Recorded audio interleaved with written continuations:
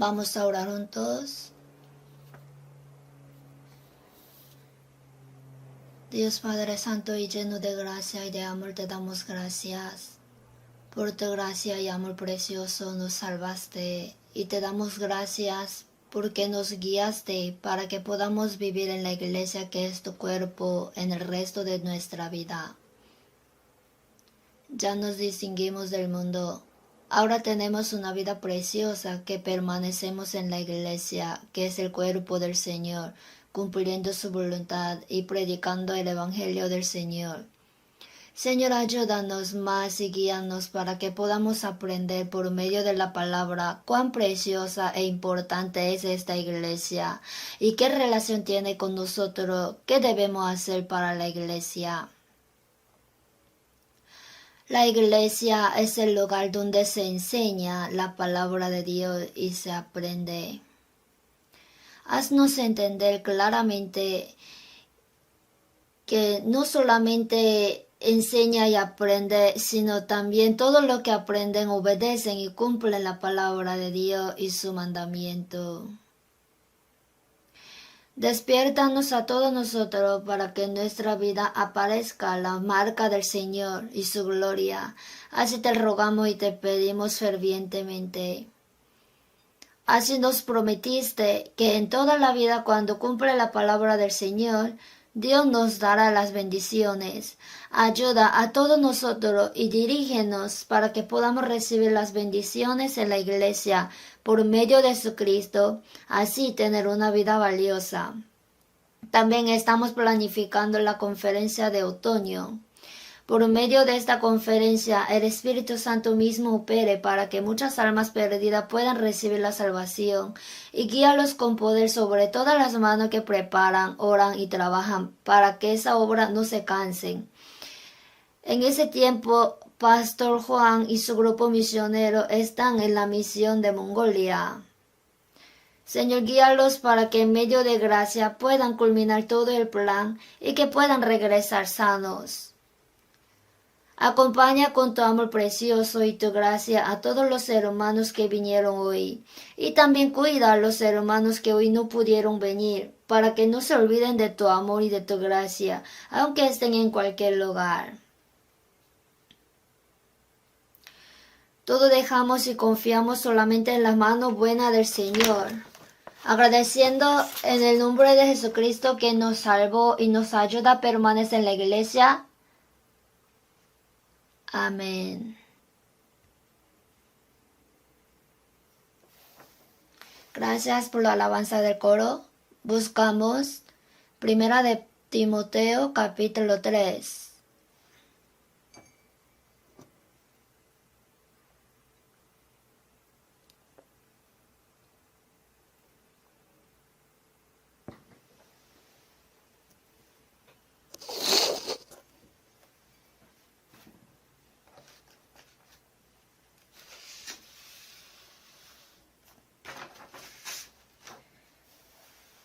Primera de Timoteo capítulo 3, versículo 14 al 16. Si han buscado 3 versículos, leamos juntos. Esto te escribo, aunque tengo la esperanza de ir pronto a verte, para que si tardo sepas cómo debes conducirte en la casa de Dios, que es la iglesia del Dios viviente, columna y baluarte de la verdad. E indiscutiblemente grande es el misterio de la piedad. Dios fue manifestado en carne, justificado en el Espíritu, visto de los ángeles, predicado a los gentiles, creído en el mundo, recibido arriba en gloria.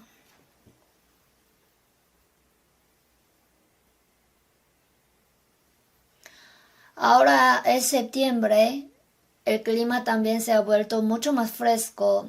Hoy mientras escuchaba el himno, mi corazón se sentía muy pesado y necesito calmarlo, pero no sé qué hacer. Sinceramente quiero escucharlo una vez más. Hoy cantaron un himno sobre la cruz de Jesucristo. ¿No es la iglesia el lugar donde Jesús es la cabeza? Ahora que hemos sido salvos y vivimos en la iglesia, si no sabemos qué tipo de lugar es la iglesia, nuestra fe no crecerá bien. Pienso que a pesar de que ya tenemos vida en la iglesia, pasamos por alto muchas veces sobre la iglesia.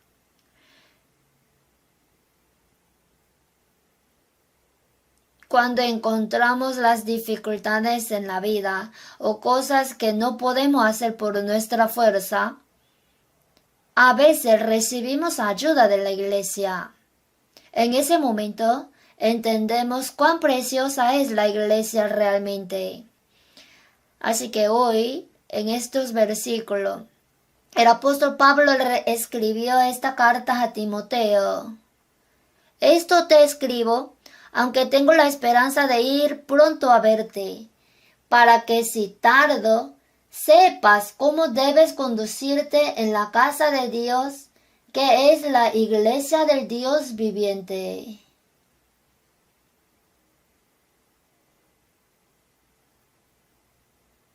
En el versículo 15, para que si tardo, sepas cómo debes conducirte en la casa de Dios, que es la iglesia del Dios viviente, columna y baluarte de la verdad. El tema del sermón de hoy es cómo debe conducirse en la casa de Dios. En la casa de Dios. La casa de Dios dijo que es la iglesia. Vamos a ver más concretamente acerca de la casa de Dios y cómo pienso acerca de la iglesia hasta ahora. Y el tercero, cómo debemos conducirnos en la casa de Dios. Hablaré de estas tres partes hasta que el tiempo nos permita. Si miramos otra vez el versículo 15, para que si tardo sepas cómo debes conducirte en la casa de Dios, que es la iglesia del Dios viviente, columna y baluarte de la verdad.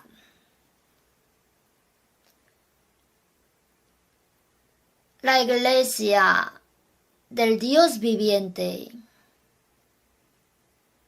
La iglesia en el idioma original es eclesia, como ya la mayoría sabe. Tiene este significado: rebaño distinguido, rebaño elegido. El versículo que describe exactamente esta iglesia es 1 Corintios capítulo 1-2.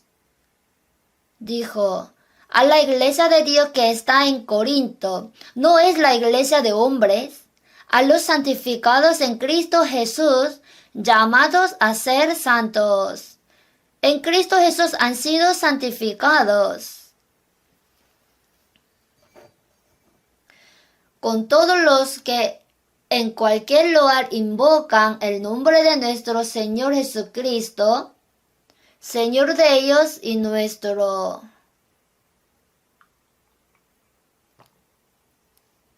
Así expresó. Entonces esta palabra dice que el significado de la iglesia es que una persona no puede ser la iglesia. A los santificados en Cristo Jesús, llamados a ser santos. En Efesios, a los santos y fieles en Cristo Jesús que están en Éfeso. Así está expresado en plural. Jesús dijo en Mateo 18, porque donde están 2 o 3 congregados en mi nombre, allí estoy yo en medio de ellos. Esto es la iglesia. Una persona no es la iglesia. El lugar donde 2 o 3 personas invocan el nombre del Señor y están con el Señor se llama iglesia. Y el que es cabeza de la iglesia dijo que yo también estaré en medio de ellos. Jesús es la cabeza de la iglesia. Cuando Jesús estaba en esta tierra, antes de morir y resucitar, Él dijo en San Mateo 8:20, las zorras tienen guaridas y las aves del cielo nidos, mas el Hijo del Hombre no tiene dónde recostar su cabeza. La cabeza tiene que estar recostada en el cuerpo. Sin embargo, cuando Jesús estaba en el mundo vivo, el cuerpo de Jesús aún no se había formado. Entonces, después de que Jesús murió en la cruz y resucitó, el lugar donde se reúnen las personas que creen en la muerte y la resurrección de Jesús se llama la iglesia. Y la cabeza de la iglesia es Jesús. Ahora sabemos bien estas cosas. La iglesia así no puede ser creada ni formada por hombres, porque esta iglesia dice en la Biblia: ¿cuándo predestinó Dios a Cristo? En Hechos 3:20, y Él envió a Jesucristo, que os fue antes anunciado. Quien predestinó desde la creación del mundo envió a Cristo. Y Cristo es la cabeza de la iglesia, ¿verdad? Por lo tanto, podemos ver que la iglesia también fue predestinada antes de la creación. Según nos escogió en Él antes de la fundación del mundo, dijo en Efesios. Está hablando que la persona que fueron salvas en Cristo es la iglesia. La iglesia tal no puede ser construida por hombres. ¿Por qué? Porque desde antes de la creación del mundo, la iglesia existía en la voluntad y el plan de Dios. Entonces está muy mal si una persona dice que la iglesia es de alguien. La gente no puede crear ni formar una iglesia. La iglesia está formada únicamente por Dios Jesucristo. El apóstol Pedro respondió a Jesús así: tú eres el Cristo, el Hijo del Dios viviente. Cuando confesó así su fe, Jesús: sobre esta roca edificaré mi iglesia. ¿Quién fundó la iglesia? Jesús.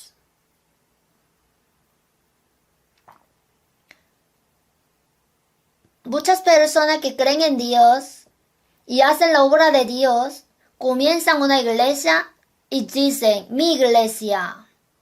Es una expresión incorrecta. No es su iglesia, sino es la iglesia de Dios. Jesucristo fundó la iglesia. Entonces podemos ver claramente que la iglesia no está formada por personas, sino solo por Jesús. Ahora, esta iglesia tiene una forma, una estructura. Cuando miramos los edificios, tienen varias estructuras, ¿verdad? Esta iglesia también tiene una estructura. Cuando yo hablo así, mucha gente piensa en el edificio de la iglesia. No les dije que la iglesia no es un edificio, sino un rebaño distinguido y elegido del mundo. El edificio de la iglesia se refiere a la casa donde se reúne la iglesia. La estructura de la iglesia puede poseer muchas formas diferentes. La estructura del edificio de la iglesia puede ser buena o mala.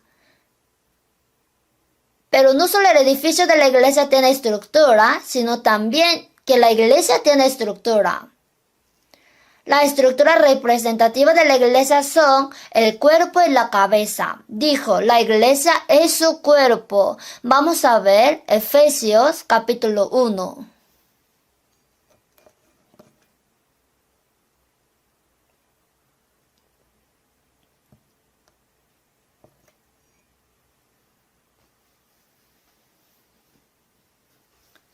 Versículo 22, leo.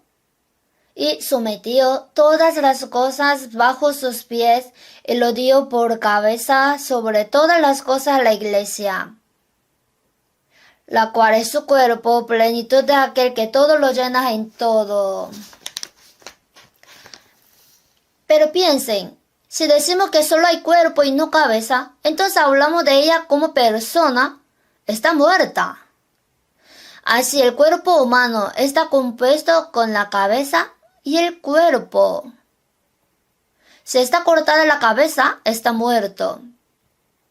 Cuando pensamos en la iglesia, no solo debemos pensar en el cuerpo, sino también en la cabeza y el cuerpo. Entonces, cuando se trata de expresar la iglesia, se expresa como Cristo y la iglesia. Iglesia de Cristo e iglesia de Dios. Iglesia de Dios también significa que Dios es la cabeza, ¿verdad? Iglesia de Cristo significa que Cristo es la cabeza. Ahora, tenemos que pensar que la iglesia siempre tiene cabeza y cuerpo. Y cuando pensamos en la iglesia, hay una cabeza. Cuando pensamos que tenemos cabeza, hay mucho que pensar. Lo que hace la cabeza es mover el cuerpo y hacerlo crecer. Nuestros cuerpos no crecen por sí solos, ¿verdad? Busquemos Colosenses.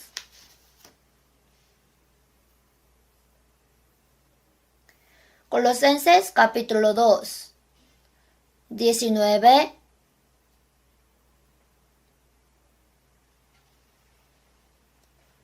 Leamos junto.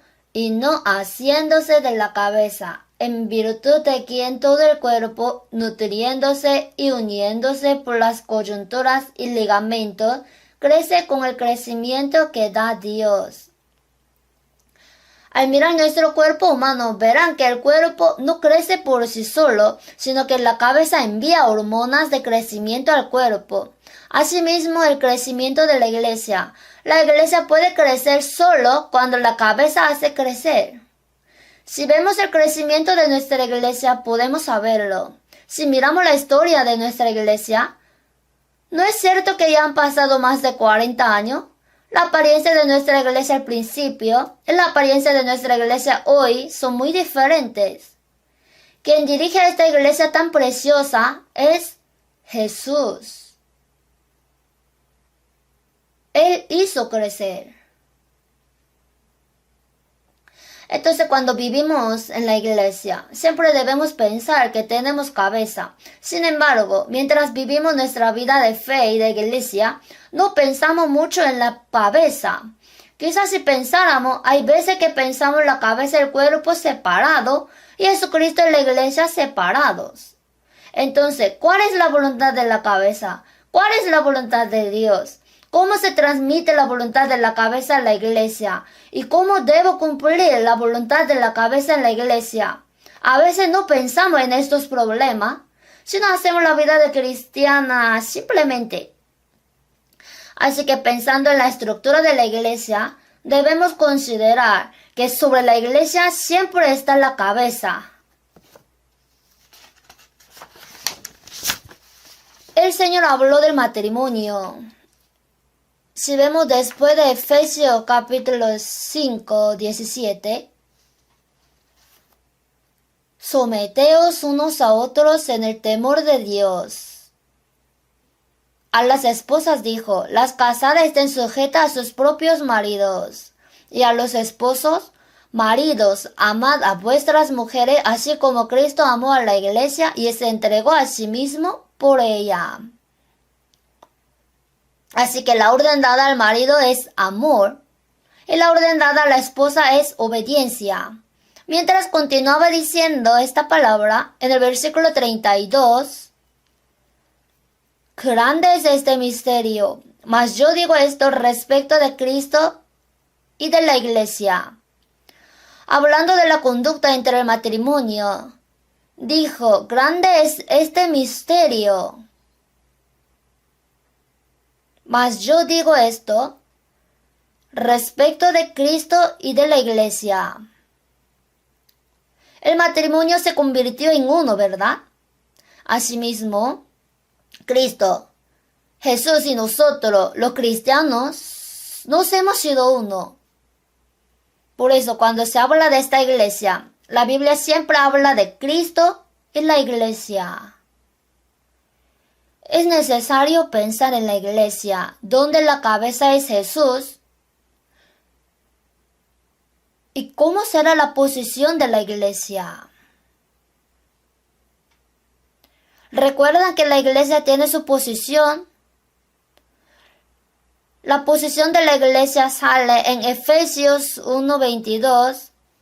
Y sometió todas las cosas bajo sus pies, y lo dio por cabeza sobre todas las cosas a la iglesia. Sobre todas las cosas está la iglesia. ¿Y quién es la cabeza de la iglesia? Es Jesús. El significado de todas las cosas se refiere a todas las cosas creadas por Dios. Dentro de toda la creación está la tierra en la que vivimos. Entonces, si lo miramos en un sentido más amplio, sería el universo. Y lo que está sobre el universo es la iglesia. Así es la posición de la iglesia. Considerando que esta iglesia está en una posición tan alta, no podemos vivir fácilmente nuestras vidas en la iglesia como queramos. Algunas personas dicen fácilmente, ¿qué clase de iglesia es esta? ¿Por qué esta iglesia no tiene amor? Hablan descuidadamente de la iglesia. La iglesia no es un lugar donde la gente pueda hablar descuidadamente, porque es la iglesia de Dios, es porque Cristo es la cabeza. Pero es muy incorrecto describir la iglesia como esta iglesia.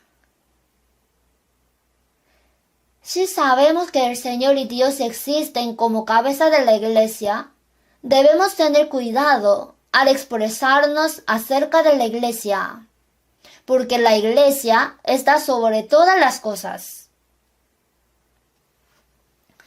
Ahora, la Biblia sigue hablando de la iglesia en Efesios y en Colosenses, diciendo acerca de la iglesia y de Cristo, que es un misterio. Dios tiene misterio al leer la Biblia. El misterio de Dios, el misterio de la piedad y el misterio de la fe. Estos misterios de la piedad y de la fe, hoy vimos estas expresiones en 1 de Timoteo 2. El misterio de la piedad, el misterio de la fe y el misterio de Cristo. Todo indica a Cristo. Cuando se menciona un secreto en la Biblia, hay casos de que se refiere a algo que está escondido para que otro no lo sepa, pero en la mayoría de los casos no son así. El misterio de Dios. Vamos a ver Colosenses capítulo 2.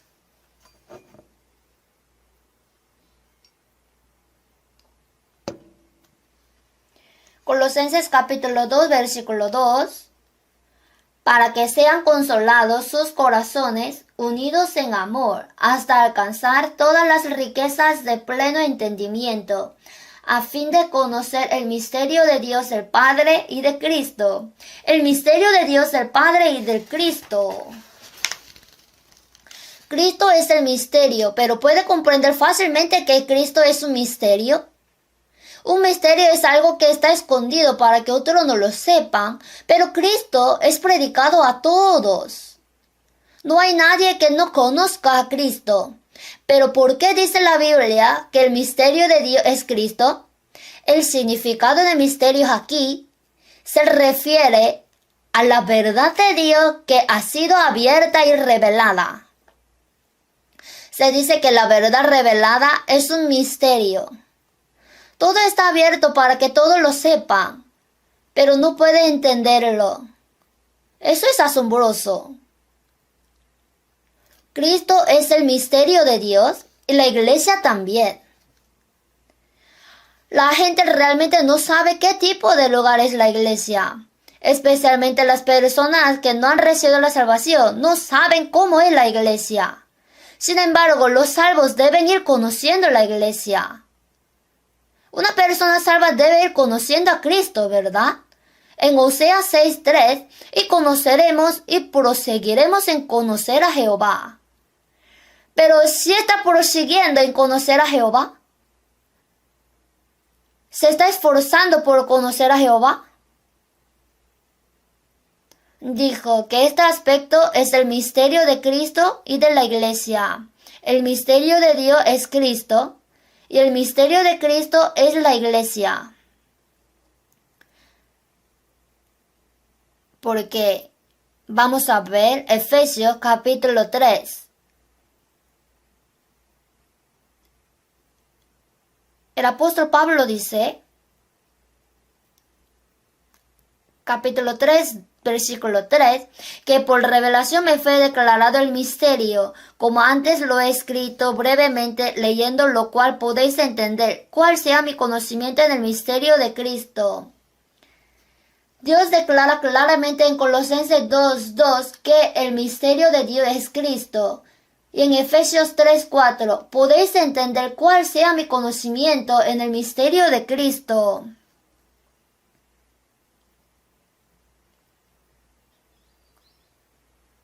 ¿Leyendo cuál? Leyendo Efesios capítulo 1 y 2. Entonces, ¿de qué se trata Efesios capítulo 2? Hay seres que no pueden llegar a ser uno desde el punto de vista nacional.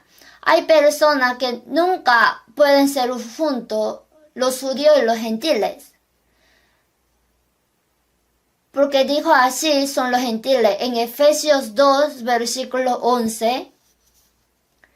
Por tanto, acordaos de que en otro tiempo vosotros, los gentiles en cuanto a la carne, erais llamados incircuncisión por la llamada circuncisión hecha con mano en la carne.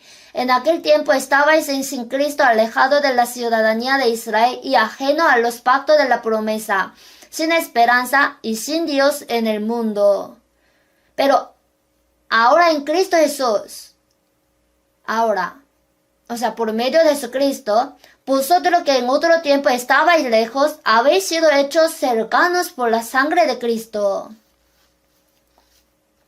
Está diciendo que este es el misterio de Cristo. El misterio de Cristo es que dos no pueden ser uno y se han vuelto uno. Es la unión. Hermanos, mirémonos ahora. ¿Podría mirar la cara de su izquierda y de su derecha? Hay hermanos sentados con su familia, pero también hay personas que se ven por primera vez. Pero ahora estamos respirando juntos en este mismo espacio. ¿Por qué? Es por Cristo.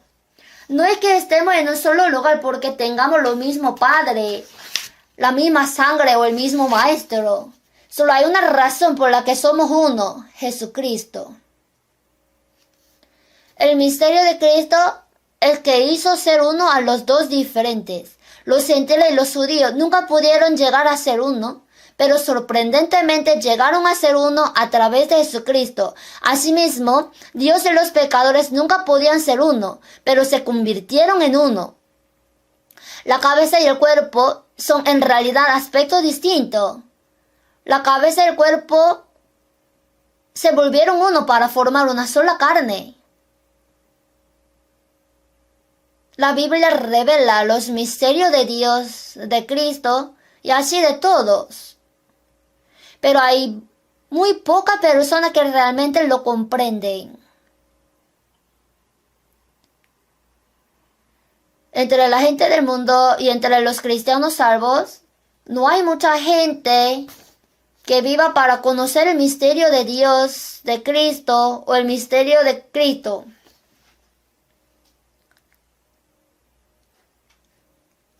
Simplemente piensan que si van a la iglesia los domingos o los miércoles, ya está haciendo bien la vida cristiana. No es así.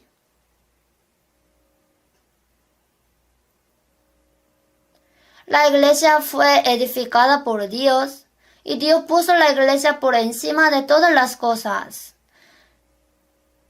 Y Dios abrió el misterio de Cristo, que es la iglesia, para que todos puedan conocer.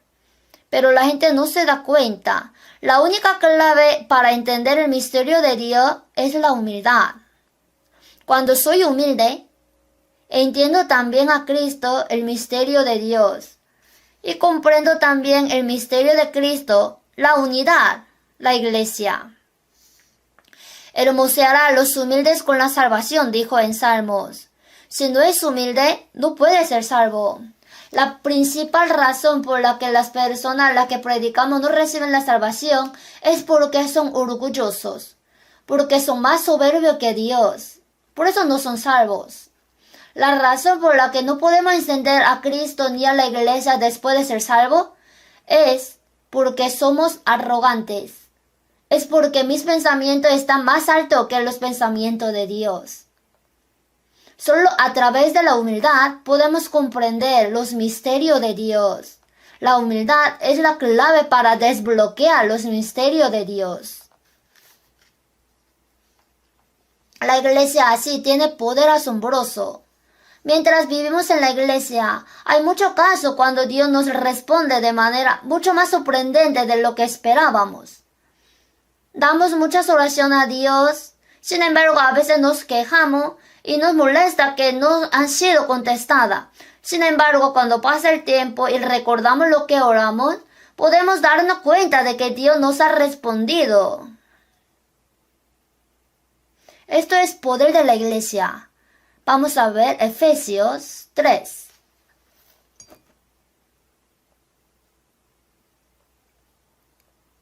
Efesios capítulo 3, 18. Leo. Seáis plenamente capaces de comprender con todos los santos cuál sea la anchura, la longitud, la profundidad y la altura, y de conocer el amor de Cristo que excede a todo conocimiento, para que seáis llenos de toda la plenitud de Dios. Y aquel que es poderoso para hacer todas las cosas mucho más abundantemente de lo que pedimos o entendemos, según el poder que actúa en nosotros. A Él sea gloria en la iglesia, en Cristo Jesús, por todas las edades, por los siglos de los siglos. Amén. ¿No es asombroso? El Señor es la cabeza de la iglesia. Entonces, la iglesia tiene poder asombroso. Tuvimos conferencia de verano y pronto vamos a tener conferencia de otoño, pero en cada conferencia o en los seminarios hay personas que traen mucha gente. Cuando miramos a esta persona, decimos, tiene un poder asombroso, pero en realidad el poder está en la iglesia. Por supuesto, no estoy ignorando a cada individuo. El individuo trabajó duro, como fue fiel a Dios, Dios le usó. Sin embargo, el poder real que tiene esa persona proviene de la iglesia, no es del poder de cada individuo. Mi mano derecha es muy fuerte. Si le pego una vez, se puede morir esa persona, aunque no lo crean. ¿Acaso mi mano derecha tiene poder? Si se corta la mano derecha, no tiene poder. La mano derecha tiene poder cuando está en el cuerpo, pero la mano derecha en sí no tiene poder. En 1 Corintios 12, 27, vosotros pues sois el cuerpo de Cristo y miembros cada uno en particular. Jesús es la vid y nosotros somos los pámpanos. Si los pámpanos permanecen en la vid, naturalmente llevan fruto. No debe confundirse.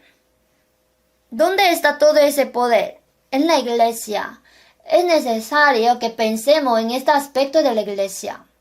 Dios puso esta iglesia sobre todas las cosas. Él la ha puesto sobre todas las cosas y ha hecho que todas las cosas puedan ser llenas a través de esta iglesia, la cual es su cuerpo, la plenitud de aquel que todo lo llena en todo. ¿Quién? Jesucristo. ¿Dónde se encuentra esa plenitud? En la iglesia. El mundo se mueve a través de la iglesia. Entonces, ¿cuán asombrosa es la iglesia? Y al dejar la iglesia sobre todas las cosas, la iglesia está llenando el mundo. Y hay algo más que Dios hace por medio de la iglesia. En Efesios 3:10, para que la multiforme sabiduría de Dios sea ahora dada a conocer por medio de la iglesia a los principados y potestades en los lugares celestiales, los ángeles. A través de la iglesia está enseñando a los ángeles la multiforme sabiduría de Dios. ¿Quién hace este papel? La iglesia. Nos parece que son excelentes los ángeles, ¿verdad? Sí, son grandiosos. Los ángeles son más excelentes que nosotros, que ahora tenemos cuerpo y aspecto del pecado. Sin embargo, a esos ángeles hace conocer la multiforme sabiduría de Dios a través de la iglesia. Así es la iglesia. ¿Cuál es lo fundamental de la multiforme sabiduría de Dios?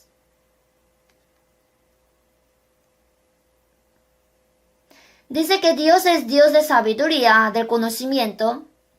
Por eso Dios dice que tiene bastante sabiduría y varios conocimientos.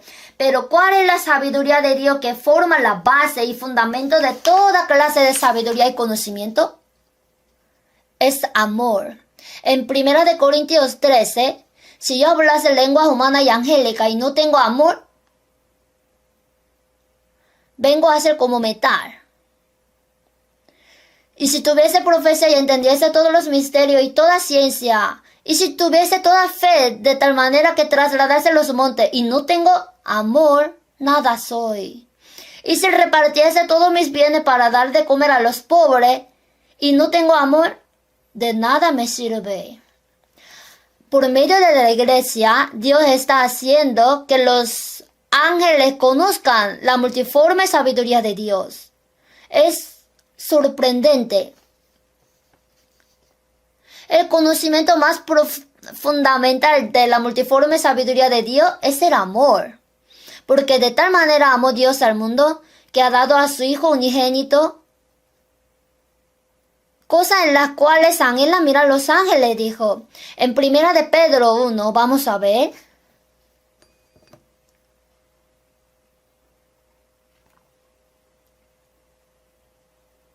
Primera de Pedro, capítulo 1, 10. Los profetas que profetizaron de la gracia destinada a vosotros inquirieron y diligentemente indagaron acerca de esta salvación, escudriñando qué persona y qué tiempo indicaba el Espíritu de Cristo que estaba en ellos, el cual anunciaba de antemano los sufrimientos de Cristo y las glorias que vendrían tras ellos. A esto se les reveló que no para sí mismos, sino para nosotros, administraban las cosas que ahora os son anunciadas por lo que os han predicado el Evangelio por el Espíritu Santo enviado del cielo, cosas en las cuales anhelan mirar los ángeles. Lo que a los ángeles parece extraño es cómo Dios pudo entregar a su propio Hijo hasta la muerte por pecadores como gusanos. ¿No es así? Dios se refiere a todos los que viven en pecado como gusanos en Job 25:6. ¿Cómo pudo Dios entregar a su Hijo propio a la muerte por la vida de un gusano? Esto es algo que los ángeles también quieren investigar.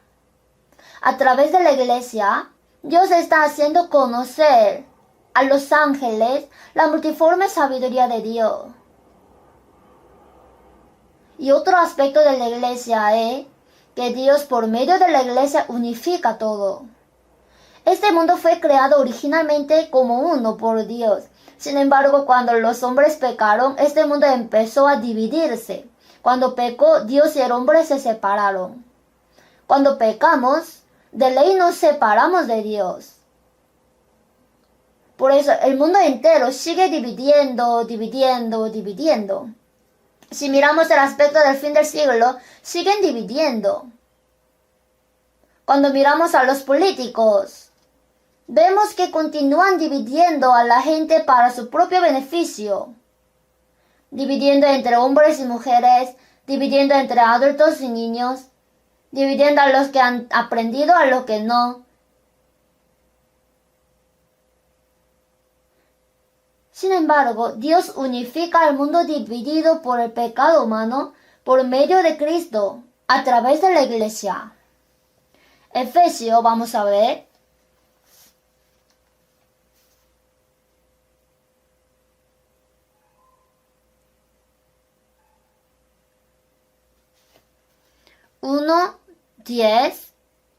Efesios 1:10, leamos junto, de reunir todas las cosas en Cristo, en la dispensación del cumplimiento de los tiempos, así las que están en los cielos como las que están en la tierra. Reunir todas las cosas en Cristo. Este aspecto es la iglesia. La iglesia está levantada sobre todas las cosas. A través de la iglesia llena todo. y a través de la iglesia hace conocer la multiforme sabiduría de Dios. Y estamos dentro de esta iglesia. Necesitamos pensar cómo yo he vivido y pensado sobre esta iglesia. ¿Cómo ha pensado en la casa de Dios? ¿Cómo ha pensado acerca de la iglesia de Dios? La gente que no ha recibido la salvación está tratando de destruir la iglesia de Dios. En Hechos 8:3, Pablo era Saulo antes de ser salvo, antes de encontrarse con Jesucristo, y Saulo asolaba la iglesia. Quería destruir la iglesia. El mundo odia tanto a la iglesia. Están tratando de destruir la iglesia. Observen la civilización humana. Cuando alguien obtiene poder, autoridad y la civilización se desarrolla, entonces siempre hay alguien a quien persiguen, la cual es la iglesia. Por ejemplo, Roma. Roma tenía poder, autoridad y civilización. ¿Qué hizo Roma? Persiguió la iglesia. Si miramos la civilización mundial, la civilización europea es una civilización muy desarrollada. Estados Unidos y Europa se han desarrollado en la civilización. Pero ¿qué está pasando ahora en esos países? Están persiguiendo a la iglesia. La antigua Unión Soviética era un país que creían en Cristo hasta que ocurrió la revolución bolchevique en Rusia. Decían que era iglesia ortodoxa griega. Eran personas creyendo en Dios. Pero cuando Stalin ganó el poder, empezó a perseguir a la iglesia. Así se convirtió en un país comunista. China está persiguiendo a la iglesia ahora mismo, ¿verdad? Hace poco tiempo estaba viendo una noticia. Escuché que en China cambiaron la Biblia. Ahí estaba leyendo brevemente la Biblia modificada. Sobre la parte de la mujer sorprendida en adulterio que sale en San Juan capítulo 8, se cambió así. Jesús dijo, el que de vosotros esté sin pecado sea el primero en arrojar la piedra contra ella. Pero ellos al oír esto, acosados por su conciencia, salían uno a uno. Jesús dijo, ¿dónde están los que te acosaban? ¿Ninguno te condenó? Ella dijo, ninguno, Señor. Entonces ahí Jesús dijo, yo te condeno, y la apedreó. Así cambiaron la Biblia. Hermano, esto es terrible. Si miramos el Apocalipsis 22:18, que no añada sobre la palabra de Dios ni quite de ella. Añadir o quitar de la palabra de Dios traerá el castigo terrible. Pero en nuestra época lo están haciendo sin pensar. Así que las personas que no creen en Dios están tratando de destruir a la iglesia.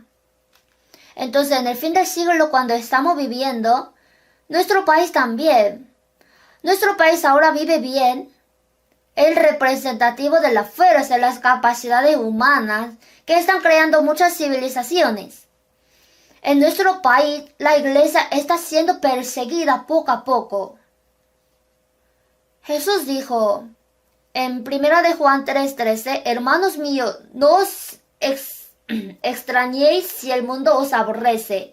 En San Juan 15, si el mundo os aborrece, sabed que a mí me ha aborrecido antes que a vosotros. Si fuerais del mundo, el mundo amaría lo suyo. Pero porque no sois del mundo, antes yo os elegí del mundo, por eso el mundo os aborrece. ¿Por qué el mundo odia a la iglesia y a Jesús? En San Juan 7:7, no puede el mundo aborreceros a vosotros, mas a mí me aborrece, porque yo testifico de él que sus obras son malas. Jesús dijo que el mundo es malo. De verdad, el mundo es malo. Por eso el mundo odia a Jesús. Y les toca aborrecer a los que creen en Jesús, a los que fueron elegidos por Dios.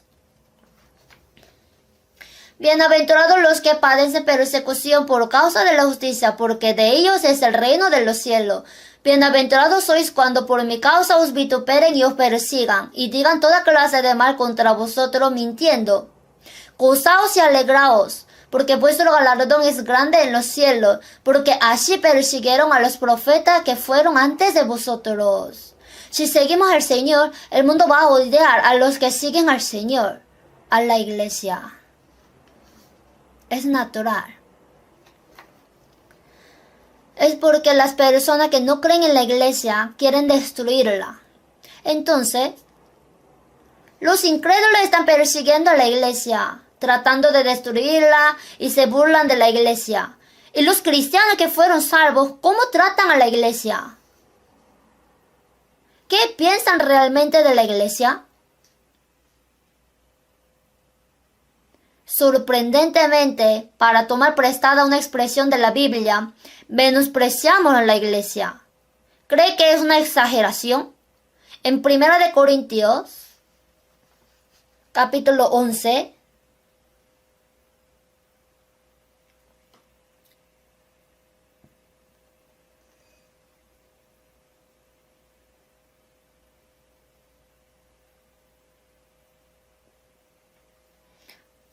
(11, 17) leo. Pero al anunciaros esto que sigue, no os alabo, porque no os congregáis para lo mejor, sino para lo peor. Los santos corintios tuvieron una reunión donde tomaron Santa Cena, pero al anunciaros esto que sigue, no os alabo. La razón es el versículo 18, pues en primer lugar, cuando os reunís como iglesia, oigo que hay entre vosotros divisiones y en parte lo creo, porque es preciso que entre vosotros haya disensiones para que se haga manifiesto entre vosotros los que son aprobados. Cuando pues os reunís vosotros, esto no es comer la cena del Señor, porque al comer cada uno se adelanta a tomar su propia cena, y uno tiene hambre y otro se embriaga. ¿Por qué hacen esto? Si es la cena de Dios. Pero algunas personas comen demasiado, se llenan y se quedan dormidos. Algunas personas tienen hambre porque no han comido. Y otras bebieron demasiado vivo y se embriagaron. ¿Cómo pueden hacer esto mientras comen la santa cena de Dios? Está preguntando. La razón por la que pueden hacer esto es porque menospreciaron a la iglesia. El versículo 22 leo. Pues ¿qué? ¿No tenéis casas en que comáis y bebáis? ¿O menospreciáis la iglesia de Dios y avergonzáis a los que no tienen nada? ¿Qué os diré? ¿Os alabaré? En esto no os alabo. Si trata a la iglesia de Dios difícil, ¿cómo puede hacerlo? Si piensa en la iglesia de Dios difícilmente, ¿cómo puede juzgar a sus hermanos y hermanas descuidadamente? Y si considera a la iglesia difícilmente, ¿cómo no puede perdonar a los hermanos y continuar odiándolos?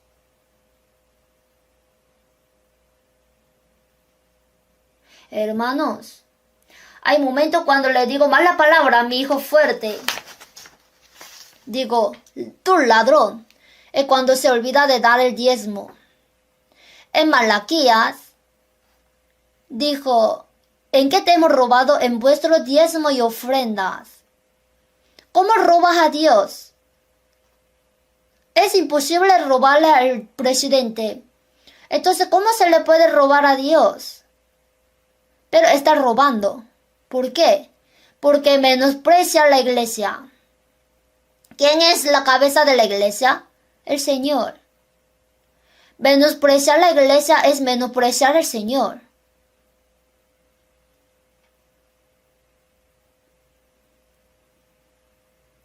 Al tener nuestra vida en la iglesia, como estos santos corintios, juzgamos aunque nos dice que no juzguemos, peleamos aunque nos dice que no peleamos, calumniamos aunque nos dice que no calumniemos, Y nos ponemos celosos, aunque nos dice que no estemos celosos. Es porque estamos menospreciando la iglesia. Es porque está pensando ligeramente en la iglesia. Menospreciar la iglesia es menospreciar el cuerpo y menospreciar la cabeza. ¿Quién es la cabeza? Es Jesús. Jesús es el quien murió en la cruz por mí. Y piensa en él con desprecio. ¿Cómo puede pasar esto?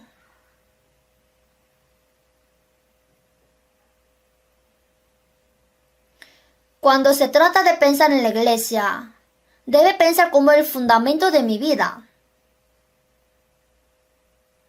Dios ha puesto a los cristianos salvos en la iglesia. No nos dejó solos en el mundo, nos dejó en la iglesia. Para los incrédulos del mundo, la iglesia es un objeto de destrucción y persecución. Y aquellos que todavía carecen de fe y no saben qué es la iglesia pueden menospreciarla. Pero, ¿qué deberíamos pensar nosotros, los cristianos normales de la iglesia? Tenemos que pensar como mi vida es como fundamento de mi vida. Donde comienza la vida cristiana es la iglesia. Si vemos Salmos 8, 3, 4, cuando veo tu cielo, obra de tus dedos, la luna y las estrellas que tú formaste, digo, ¿qué es el hombre para que tengas de él memoria? ¿Y el hijo del hombre para que lo visites?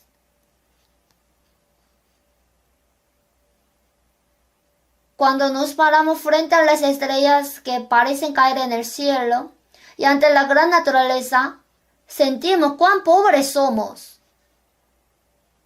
Eso es lo que está diciendo el periodista de Salmo. Obra de tus dedos, la luna y la estrella que tú formaste. ¿Qué es el hombre? Mirando lo que Dios ha hecho, me doy cuenta de que mi vida no es gran cosa. ¿Y qué pienso de la iglesia cuando vivo en la iglesia que es el cuerpo del Señor y cuya cabeza es Jesús, quien murió en la cruz por mí?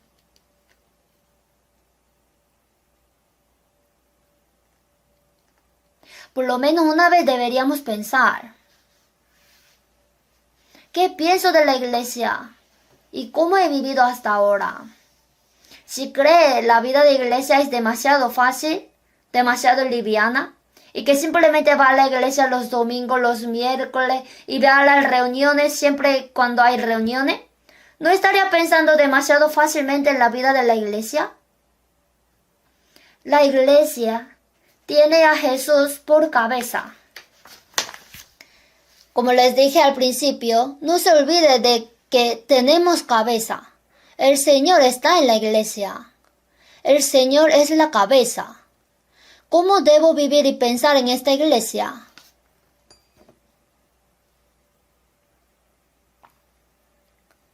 ¿Qué debería hacer finalmente en la casa de Dios? ¿Cómo debo comportarme en la casa de Dios? ¿Qué tipo de vida deberíamos tener? ¿Qué tipo de actitud y qué tipo de pensamiento?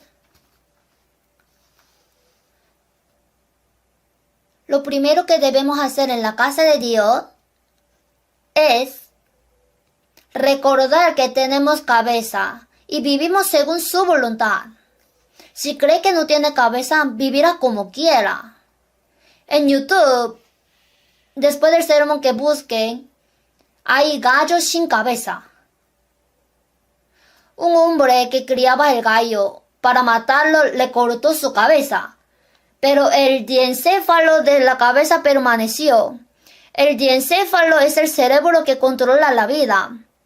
Debido a que el cerebro está vivo, este gallo no muere sino que camina sin cabeza.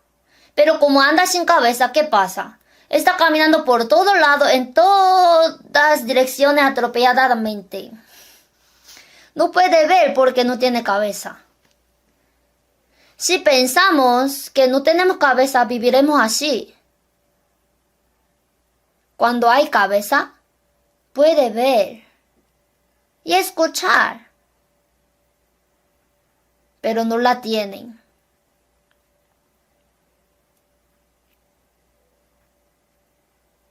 La palabra de Jueces, capítulo 19, 20, 21, 22, quiere decir que el levita que estaba ofreciendo un sacrificio a Dios tomó una concubina. Pero los benjamitas que vivieron en Gabá toda la noche abusaron de ella y finalmente la mataron. Entonces él se enojó, cortó a la concubina muerta en 12 pedazos y los envió a cada tribu. Al recibir el cadáver de la concubina, las tribus de Israel dijeron, ¿cómo pudo suceder esto entre los israelitas? Y se enteraron de que la tribu de Benjamín había hecho esto. Entonces las tribus de Israel decidieron hacer la guerra. Ahí, la tribu de Benjamín casi desapareció. ¿Y cómo termina la Biblia? En estos días no había rey en Israel, cada uno hacía lo que bien le parecía. ¿Qué quiere decir? Que no había cabeza. Actuaron sin ver nada. Sin cabeza no puede ver nada, no puede oír nada. Y todo lo que piensa es correcto. Así son los últimos tiempos en los que vivimos. En esos días no había rey. Nuestra época no tiene criterio. El rey es un aspecto de criterio. Desapareció el criterio. Hace lo que bien le parezca. Habla todo lo que quiere hacer. Hace todo lo que quiere hacer. Entonces fácilmente los hombres se convierten en mujeres y las mujeres en hombres. Indicando hombre dice que es mujer. Hacen según su manera. No hay ninguna manera para controlar. Sin embargo, en la casa de Dios, vivir según la voluntad de la cabeza es lo más fundamental que se puede hacer en la casa de Dios. Saber cuál es la voluntad de la cabeza. ¿Qué quiere la cabeza? ¿Qué requiere el Señor de mí? Tengo que pensar en esto y vivir, ¿verdad? ¿Cómo han estado viviendo en la iglesia? ¿Cuál es la voluntad de la cabeza de la iglesia? ¿Cuál es la verdadera voluntad del Señor para nuestra iglesia? ¿Cuál es el propósito? ¿Realmente ha pensado profundamente en esto y orado por ello? Ya tenemos que vivir de esta manera.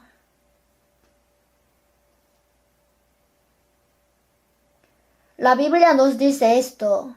Isaías 55.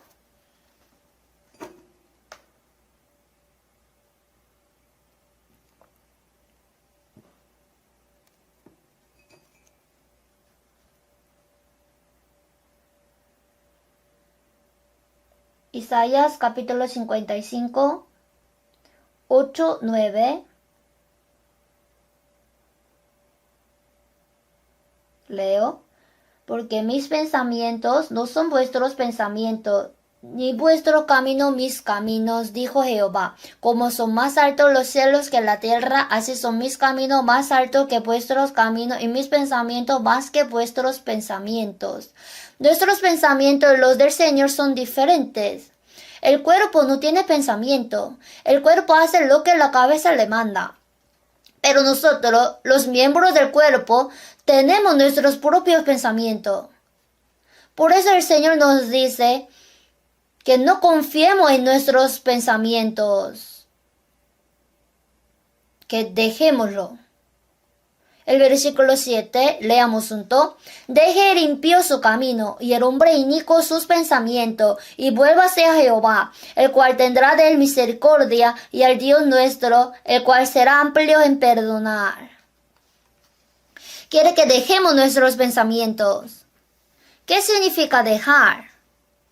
Significa someter mis pensamientos a la voluntad de Dios, porque mis pensamientos no son perfectos ni seguros. ¿Cuál es el contenido de Proverbios 3, 5 al 7? Fíate de Jehová de todo tu corazón y no te apoyes de tu propia prudencia. Reconócelo en todos tus caminos, porque nuestros pensamientos, nuestros planes, nuestro conocimiento no son perfectos. Por eso debemos seguir la voluntad de la cabeza perfecta. Si pensamos en términos de cabeza y cuerpo, es lo mismo que pensar con un cuerpo que no puede pensar. El cuerpo no sabe pensar. Lo único que puede hacer es mover la cabeza como le indica. Sin embargo, si el cuerpo sigue haciendo lo que quiere, pensando que puede hacerlo, es lo mismo que el cuerpo moviéndose sin cabeza. Eso es necedad. Así que primero, reconocer al Señor, confiar en el Señor. Mas busca primeramente el reino de Dios y su justicia, y todas estas cosas os serán añadidas.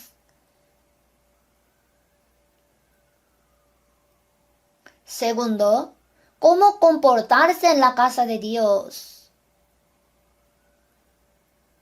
Vivir en la casa de Dios es una vida que imita a Jesucristo. Jesús vino a esta tierra con muchos propósitos.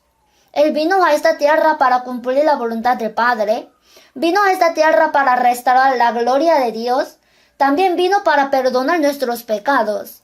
Entre muchos aspectos de Jesús, una cosa está clara, que Él vino a esta tierra para vivir una vida para mostrarnos el ejemplo.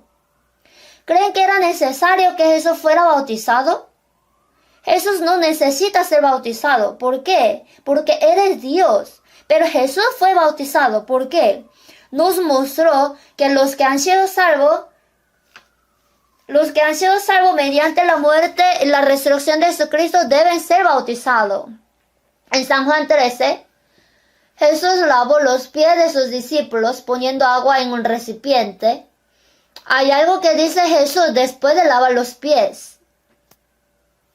Vamos a ver San Juan 13. Vamos a ver lo que dijo Jesús.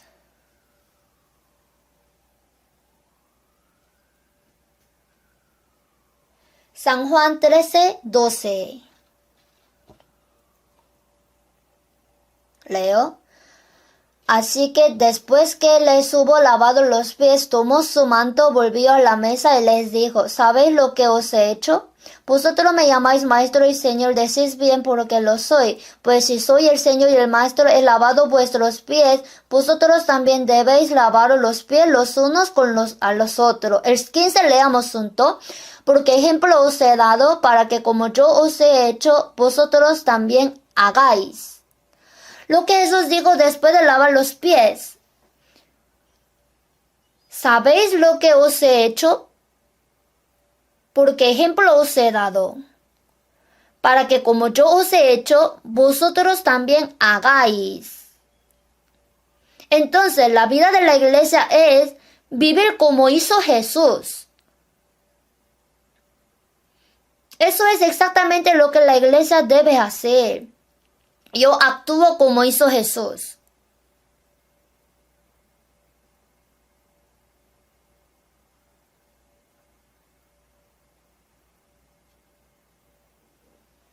Cuando leemos Deuteronomio, descubrimos algo sorprendente. La letra Shin de Deuteronomio significa abrir. Abrió los mandamientos de Dios en detalle. Sin embargo, si leemos atentamente Deuteronomio, va a ver que se repite, guarda, haz. Así fue escrito por Moisés. Vamos a ver Deuteronomio capítulo 1.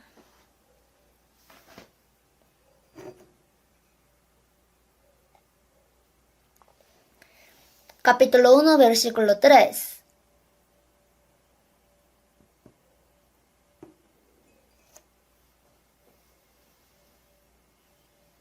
Leo. Y aconteció que a los 40 años en el mes 11, o sea, solo quedan 2 meses para terminar la vida en el desierto. Al final de 40 años en el desierto, y aconteció que a los 40 años en el mes 11, el primero del mes, Moisés habló a los hijos de Israel conforme a todas las cosas que Jehová le había mandado acerca de ellos.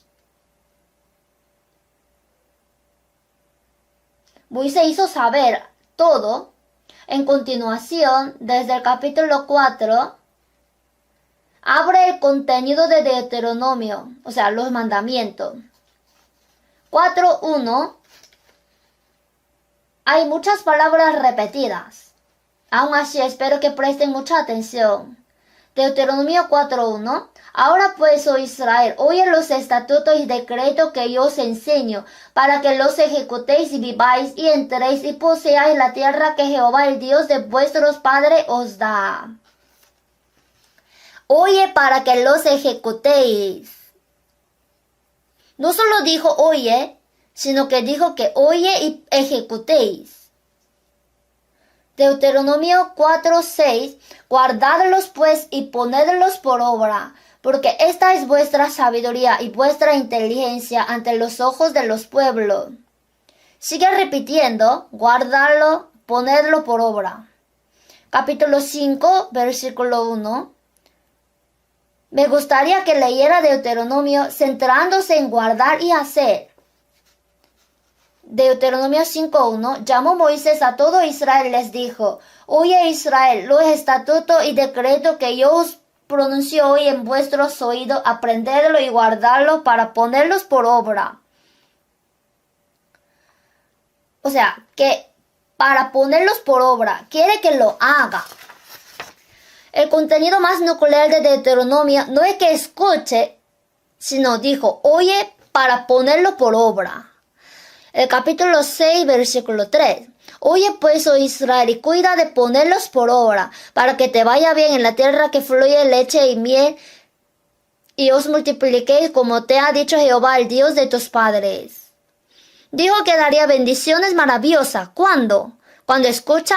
No, cuando escucha y actúa. Capítulo 8:1.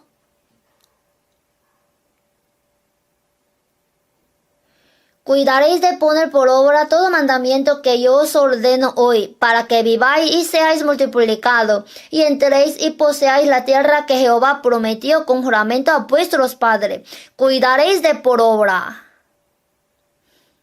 Sorprendentemente existen muchas palabras similares.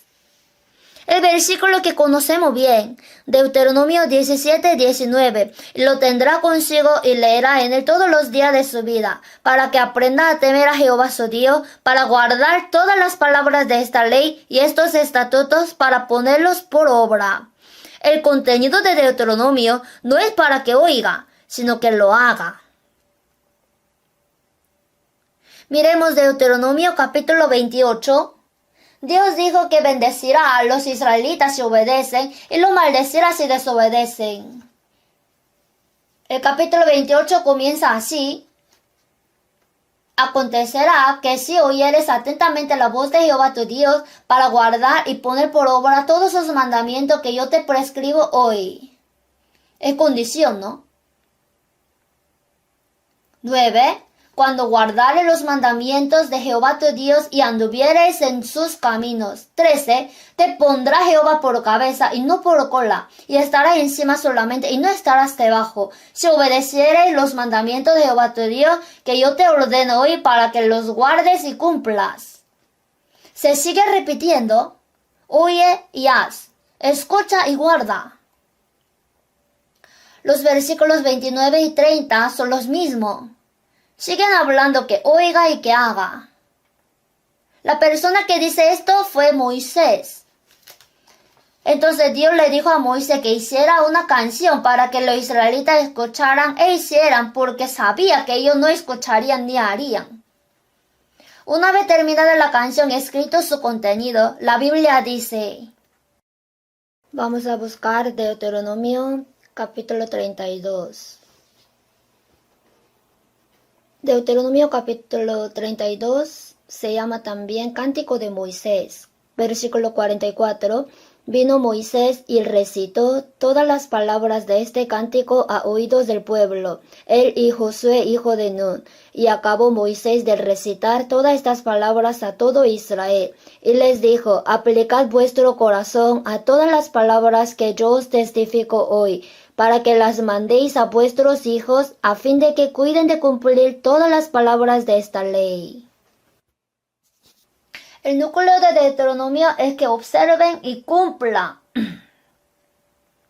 Significa que oiga y haga.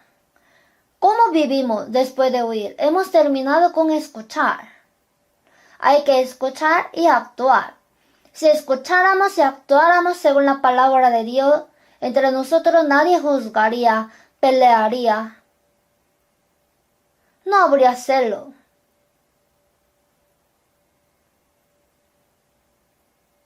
Si lo hemos oído y hecho, hay un mandamiento nuevo que Jesús nos ha dado. En San Juan 13:34, un mandamiento nuevo os doy, que os améis unos a otros. Si hemos escuchado la palabra y la hemos guardado, verdaderamente tenemos amor. Por supuesto, debido a que existen tales aspectos, estamos testificando de la palabra de Dios y predicando el Evangelio. Sin embargo, hay mucha gente que hace eso. También hay entre nosotros quienes no pueden hacerlo. Y acerca de Moisés, Dios describe a Moisés en Deuteronomio así. Esta es la evaluación de Moisés. ¿No tiene curiosidad de su evaluación? Pensemos en cómo Dios evaluará mi aspecto final. La evaluación final que Dios hizo de Moisés fue esta. Deuteronomio 34,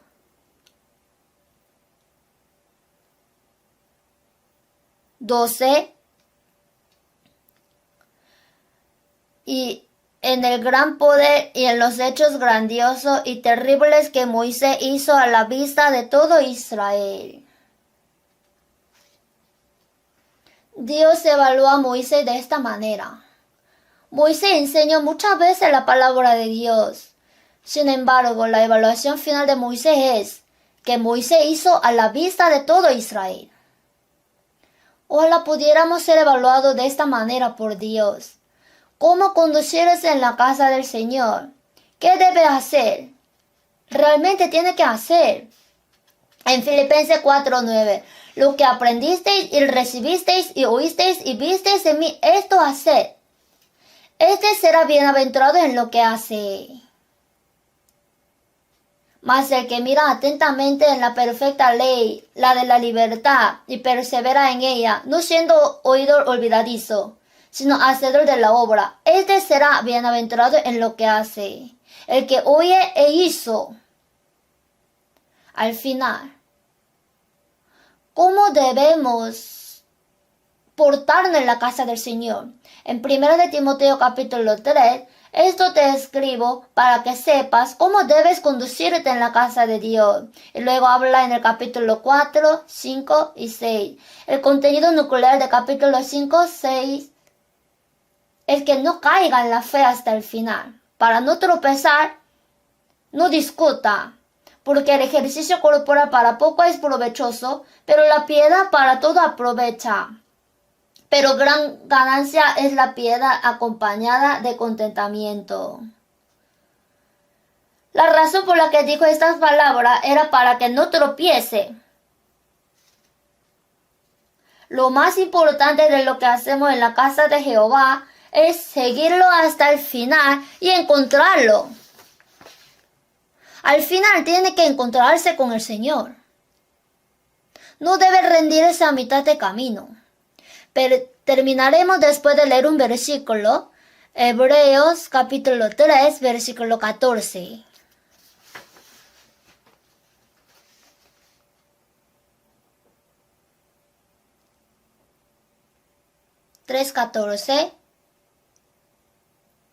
Leamos junto.